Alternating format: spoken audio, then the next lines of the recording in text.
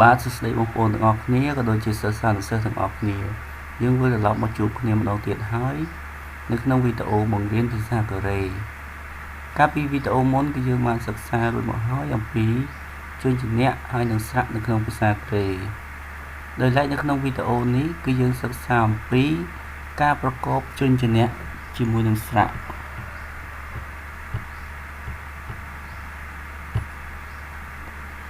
តោះកុំឲ្យខាត់ពេលយូរយើងធ្វើការប្រកបជាមួយគ្នាទៅ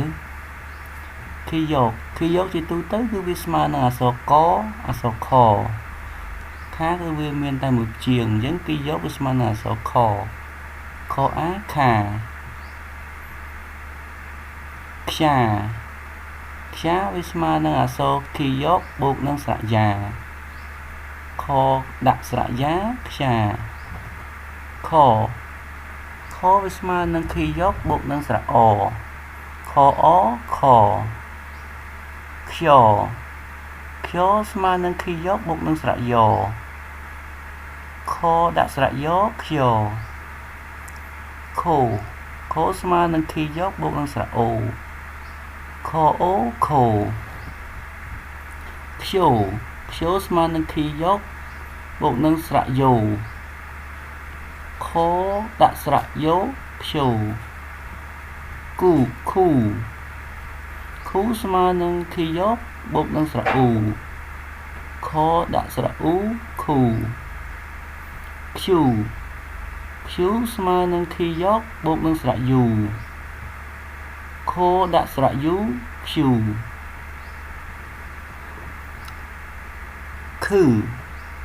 គីយកសំជាមួយនឹងស្រៈអ៊ឺខអ៊ឺខឺខីស្មើនឹងអក្សរគីយកបូកនឹងស្រៈអ៊ីខអ៊ីខីហើយយើងបន្តទៅជួយជំនះមួយទៀតគឺជួយជំនះនេះអ៊ឺនពាក្យថាណាគឺវាផ្សំឡើងអំពីនេះអ៊ឺនបូកជាមួយនឹងស្រៈអាណូអាណាញ៉ាវាផ្សំឡើងអំពីនេះអ៊ឺនបូកនឹងស្រៈយ៉ាញដាក់ស្រៈយ៉ាញ៉ាណនេះអ៊ឺនបូកនឹងស្រៈអស្មើណ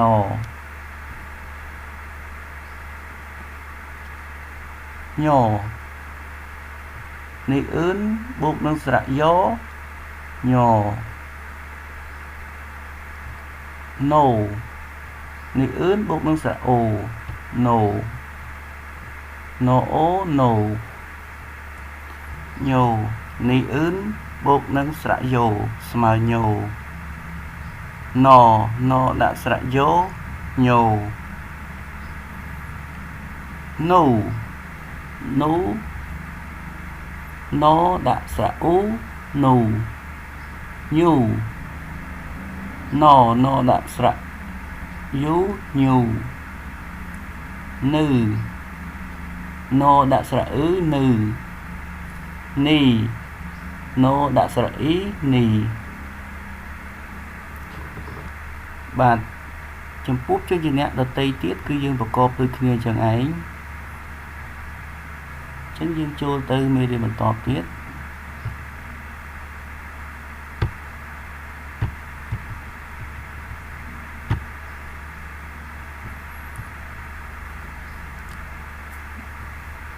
ដល់យើងចូលមកជួយជំនះសង្ឃទីគឺតាស្មើនឹងអក្សរតបូកនឹងស្រៈអាតអាតាធ្យាតបូកនឹងស្រៈយ៉ាតដាក់ស្រៈយ៉ាធ្យា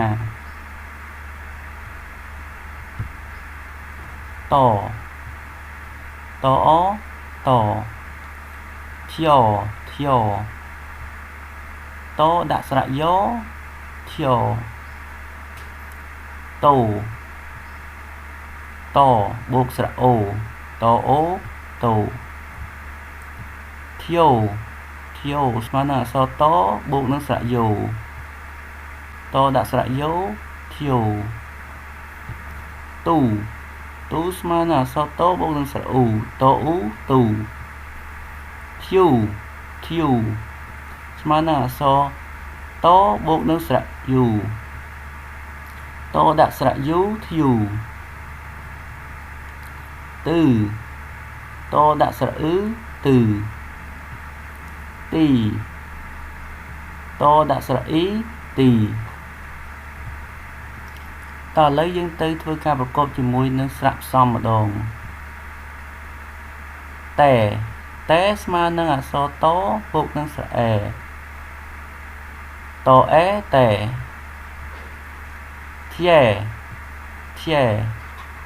ស្មើនឹងអក្សរតបូកនឹងស្រៈយ៉ែតដាក់ស្រៈយ៉ែធ្យែតេស្មើនឹងអក្សរតបូកនឹងស្រៈអេតអេតេធ្យេស្មើនឹងអក្សរតបូកនឹងស្រៈយេតដាក់ស្រៈយេធ្យេថ្វាស្មើនឹងអក្សរតបូកនឹងស្រៈវ៉ាតដាក់ស្រៈវ៉ាថ្វាធ្វេស្មើនឹងអក្សរតបូកនឹងស្រៈវែតបូកនឹងស្រៈវែស្មើធ្វេស្មើនឹងអក្សរតបូកនឹងស្រៈវេតដាក់ស្រៈវេធ្វេ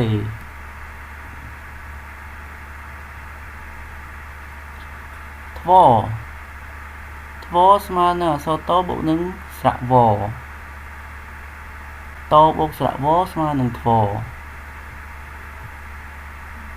ធ្វេស្មើនឹងអក្សរតបូកនឹងស្រៈវេតដាក់ស្រៈវេធ្វេ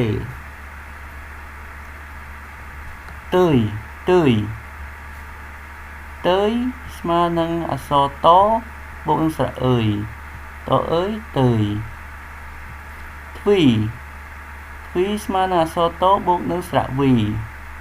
តដាក់ស្រៈវីទ្វីថ្ងៃនេះយើងមកសិក្សាបន្តនៅមេរៀនការប្រកបពាក្យអូខេកុំឲ្យខាតពេលយូរយើងចូលទៅសិក្សាពាក្យទាំងអស់គ្នាដែលពាក្យទី1ខ្ញុំលើកយកពាក្យសុនសេនីមប្រែថាគ្រូបង្រៀនអូខេអញ្ចឹងយើងប្រកបទាំងអស់គ្នាទៅ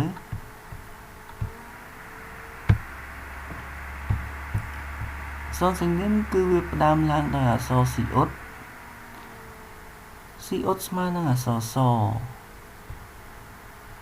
បូកនឹងស្រៈអសបូកអសបូកនឹងនីអ៊ឿនស្មើនឹងអក្សរណសអសនឹងណសនបូកនឹងស៊ីអ៊ុតស្មើនឹងអក្សរសបូកនឹងស្រៈអែ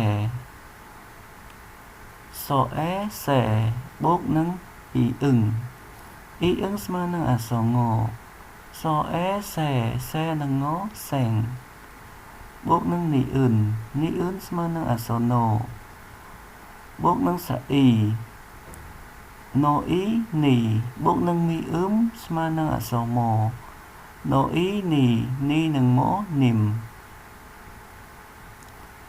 សុនសេងនីមបើយើងទៅពាក្យបន្តទៀតហាក់សេងសិស្ស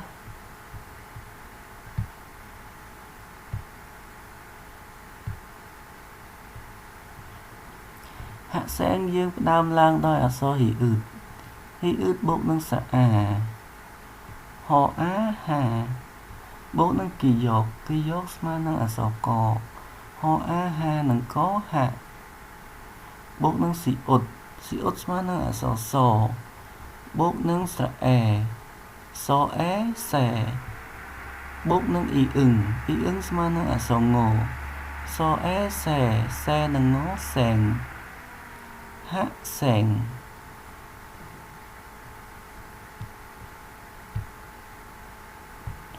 ដោយឡែកពាក្យកាជោកប្រែថាគ្រួសារ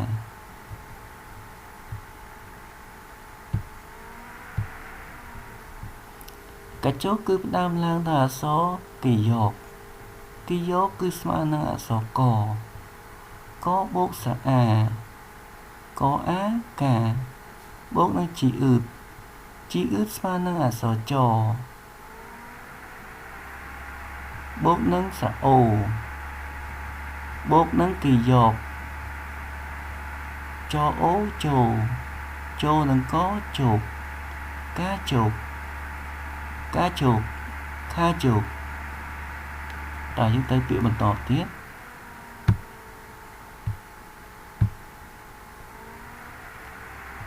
កាប៉ាំង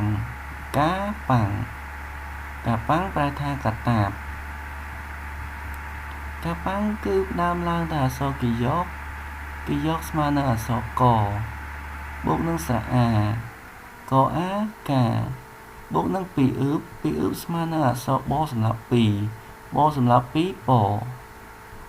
បូកនឹងស្រអាពអាប៉ាបូកនឹងអ៊ីអ៊ឹងស្មើនឹងអក្សរងពអាប៉ានឹងងប៉ាំងកាប៉ាំងតើយើងទៅមេរៀនបន្ទាប់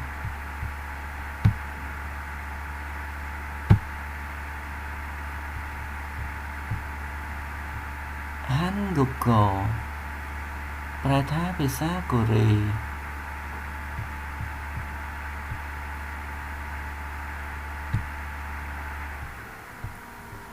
ហាន់ហ្គូកគឺផ្ដើមឡើងដោយអក្សរហ៊ីអ៊ឺតស្មើនឹងអក្សរហបូកនឹងស្រអាហអាហាបូកនឹងនីអ៊ឺនស្មើនឹងអក្សរណូហអាហានឹងណូហាន់បូកនឹងគីយកស្មើនឹងអក្សរកបូកនឹងស្រអ៊ូកអ៊ូគូបូកនឹងគីយកស្មើនឹងអក្សរកអ៊ូគូកគុកបូកនឹងស្រអគុកកហាន់គុកកតោះយើងទៅពាក្យបន្តទៀត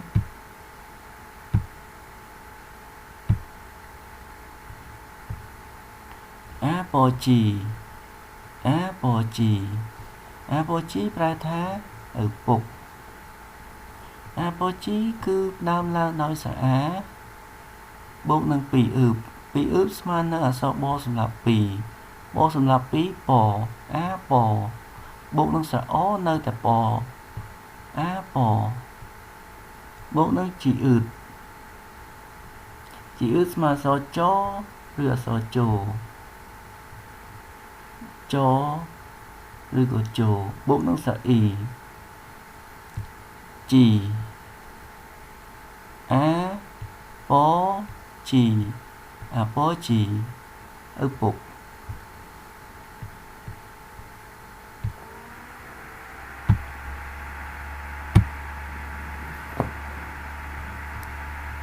អើយសាប្រែថាគ្រូពេទ្យ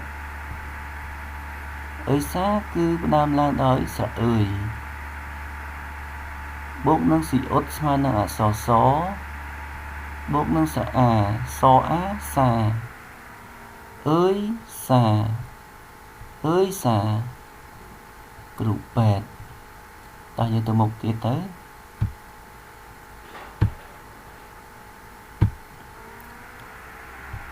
បាទពាក្យចុងក្រោយនេះគឺពាក្យថាប៉ាលីប្រែថាលឿនដែលប៉ាលីគឺវាផ្ដើមឡើងដោយអក្សរសាំងពីអ៊ឺបនេះអក្សរពីអ៊ឺប2នេះសាំងពីអ៊ឺบบូកនឹងស្រអាពអាប៉ាបូកនឹងរីអ៊ឺយើងដឹងហើយថាវាស្មើនឹងអក្សររឬក៏អក្សរឡត្រង់កន្លែងនេះរីអ៊ឺមិនមែនស្មើនឹងអក្សររទេគឺស្មើនឹងអក្សរឡដោយសារតែរីអ៊ឺវាស្ថិតនៅខាងក្រោមកាលណារីអ៊ឺស្ថិតនៅខាងក្រោមចេះគឺវាអត់ស្មើនឹងអក្សររទេវាស្មើនឹងអក្សរឡ